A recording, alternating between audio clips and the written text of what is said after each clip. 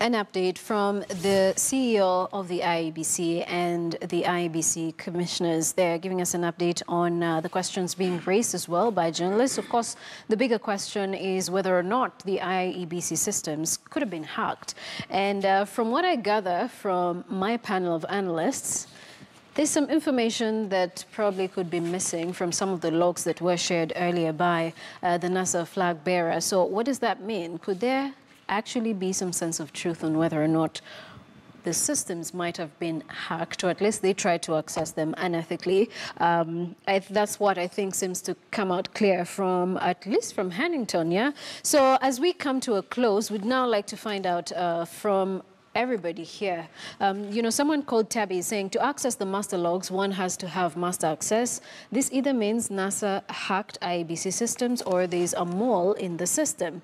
And we also have one call coming in from Frederick Mirikao, who is saying Raila brought his IT expert to explain the hacking process. IEBC Kenya should do the same by bringing their expert, not Chiloba.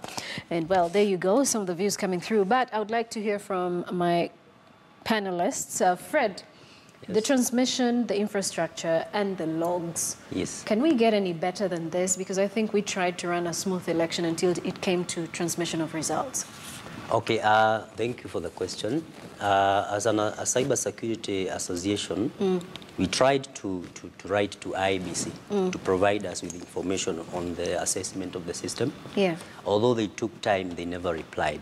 So commenting on the issue of the logs and being objective, I think having looked at the logs, those looks like cycles of backups, which are running from a VMware machine.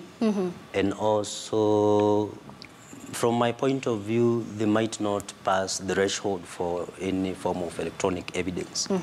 Moving forward, we must ask ourselves this question: how did we get here? And moving forward as well, where the world is moving digital, we expect a lot of this information and these issues to come up.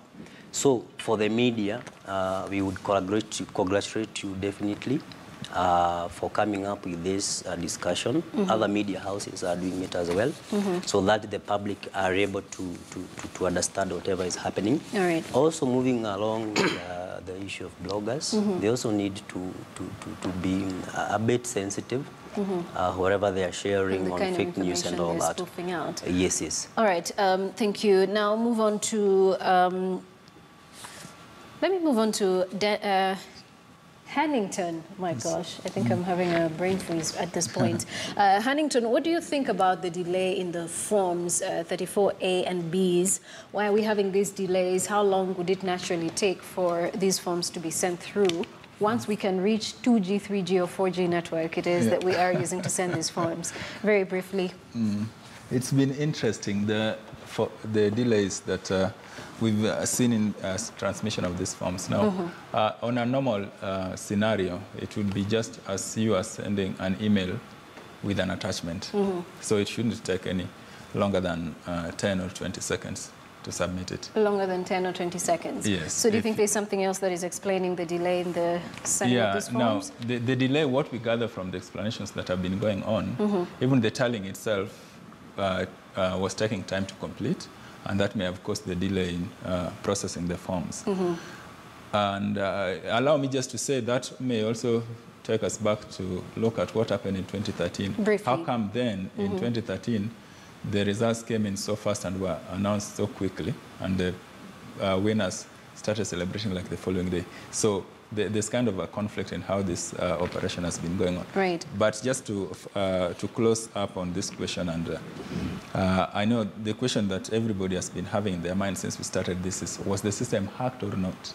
And the simple answer is, unless we generated those logs ourselves, as the panelists here, we will not be able to answer that question. Right. So whoever generated that log would be the person to answer that log, or IEBC would then generate a log similar to that, or to compare with that to tell us whether the system was hacked or not. All right, and they already said that the systems were not hacked. In the interest of time, let me move on to Steve. Steve, you know, bloggers have been, I think, the biggest challenge online. In addition, of course, to all the netizens that we have who post information without verifying it. But from your point of view, what is the way forward in the run-up to the next 7 days that we have for the IEBC to announce the final results? Thank you, Joy. First, I think Kenyans are impatient. Kenyans, you know, the anxiety is actually growing. So first, I believe that IEBC needs to come out and calm our nerves clearly and deliberately, because at the end of the day, as I've said before, bloggers have been able to push a lot of agenda in this country, in a lot of issues, and blogging is actually a positive aspect that has helped, you know, in terms of pushing information. Unfortunately, what we've seen today with a lot of fake news, I'd like to challenge the blogging community to be actually to be responsible in what we're actually being able to say and put out there. And two, we need to actually interrogate and research on what we talk about. And three, it will not hurt to be patient and wait, even if we are pushing our master's agenda and things like that. Because at the end of the day, 48 hours might not be long enough to be able to wait, because for me, I think as Huntington has been able to explain, there's something that's actually holding back the transmission of the results.